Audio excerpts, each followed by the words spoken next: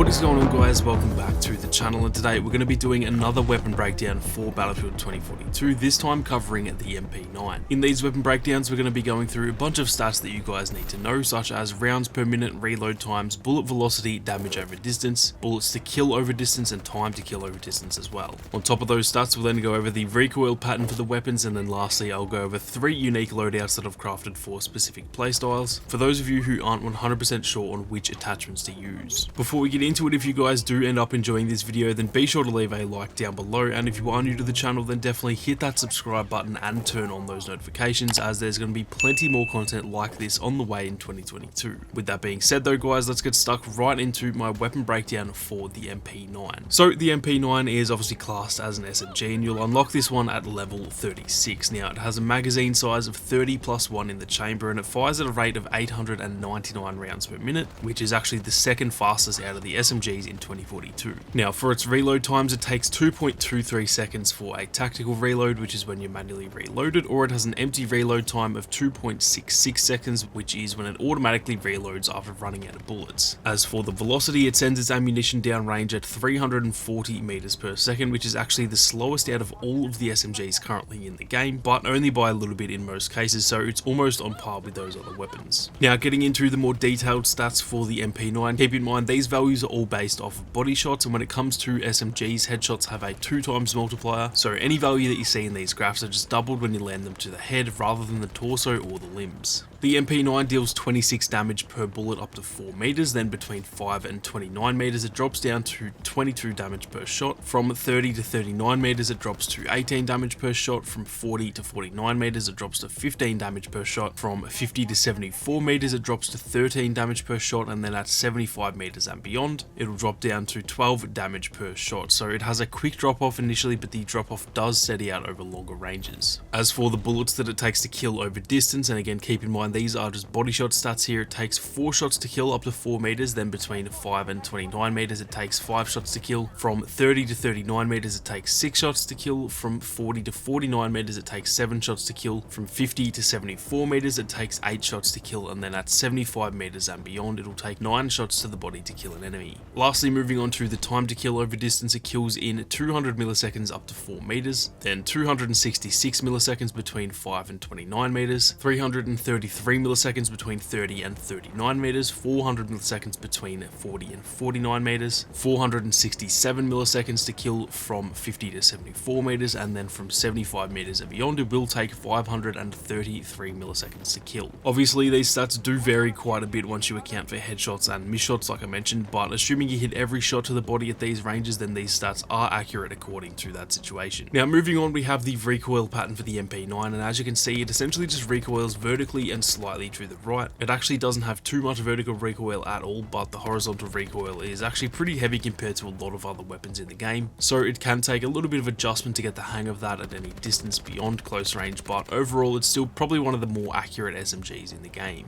This is just the factory MP9 that I'm showing here. I do have some videos on the channel covering some different attachment types and how they affect recoil and the overall weapon behavior though, so be sure to go and check those ones out as well. Now moving on, like I mentioned, I've actually crafted 3 different loadouts that I often like to use on the MP9 depending on the mode or the map or just how I feel like playing in general. So if you're not 100% sure on what attachments to use, then hopefully this can give you a good starting point, and obviously these can be slightly altered and adjusted to your own preferences, so these are by no means set in stone. Also keep in mind that you can obviously bring 3 attachments per slot in the plus system, so technically you can bring all 3 of these loadouts along and change them on the fly. The first loadout that I wanted to cover is what I like to call the hipfire build, and this one really is fun to use in any close quarter situations. Hip firing in this game is really solid, and I think it is actually underused in pretty much every single Battlefield game to be honest, so definitely give this one a crack to see how well it can handle without ADSing. For the sight I use the K8 Hollow simply because that is the one that I like the best for this weapon. Weirdly enough I actually like the Fusion Hollow on pretty much every single other weapon, but on the MP9 I do just prefer the K8 for some reason, but with this being a hipfire build anyway, their sight isn't overly important. For the ammo I use the Close Combat Drum Mag, which slightly reduces the effect effectiveness at range while increasing the rate of fire, lowering the recoil and reducing the reload speed, and this is also a 50 round magazine as well, so these are perfect for hip firing. For the underbarrel I use the LS1 laser sight, which drastically improves your hip fire accuracy, and the only negative is that it is detectable, meaning enemies can see it when you're around a corner for example, but with this playstyle that doesn't often seem to matter as you're going to be rushing around like crazy anyway. Keep in mind that currently you do actually have to activate the laser by pressing down on the D-pad every single time you respawn. I'm sure this will get fixed eventually, but as of right now I thought that was worth mentioning. Lastly, for the barrel I use the Type 4 heavy suppressor. This is just a good way to stay off the minimap when you're shooting, and with how close you're going to be to your enemies, that is definitely going to be handy.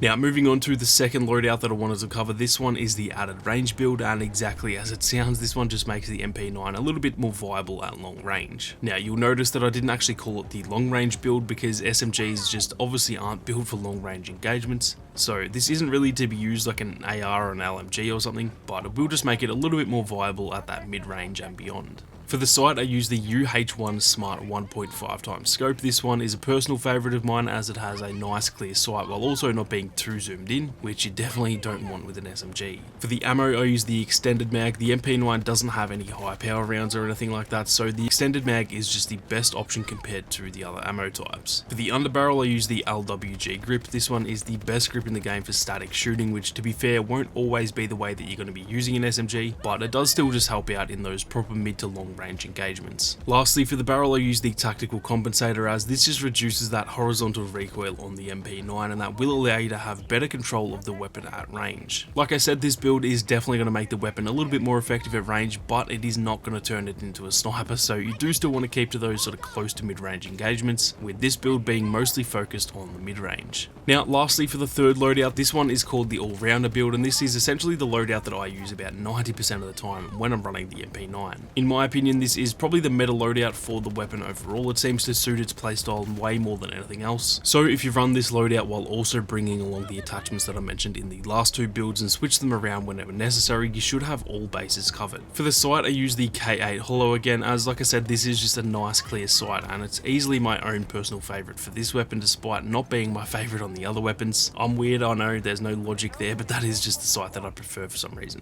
For the ammo I use the close combat drum mag again, as I do just enjoy having a little bit of extra ammo when I'm using an SMG. In close quarters combat you do seem to run into more than one enemy at once more often than not, so having that extra ammo can be a lifesaver. For the underbarrel I use the BCG light grip. This one gives you better accuracy while moving, which is perfect for how I normally use this weapon. And then lastly, for the barrel I use the tactical compensator, as once again this helps with that horizontal recoil since it does have quite a bit compared to a lot of other weapons. Like I said, this is my personal favourite build for the MP9 and it is the one that I'm running around with more often than not, so hopefully you guys do enjoy this one as much as I do. So that is pretty much it for the MP9 guys. This is actually my favourite SMG in the game, so I definitely use this one quite a bit more than the rest, and it is definitely up there as one of the better SMGs overall, so if you haven't used it much yet I would definitely recommend giving it a crack. Up next I'm hoping to cover the DXR1 for the sniper class, but other than that let me know which weapons you guys want me to cover next, as I'm going to largely base them off what you guys want to see the most, so be sure to leave some recommendations down in the comments. If you enjoyed the video then be sure to leave a like down below, and if you are new then consider subscribing to the channel with those notifications on. If you guys want to support the content that I make here on YouTube then consider becoming a channel member. But with that being said, thank you all very much for watching. You guys have a great day and I'll see you all out there on the battlefield.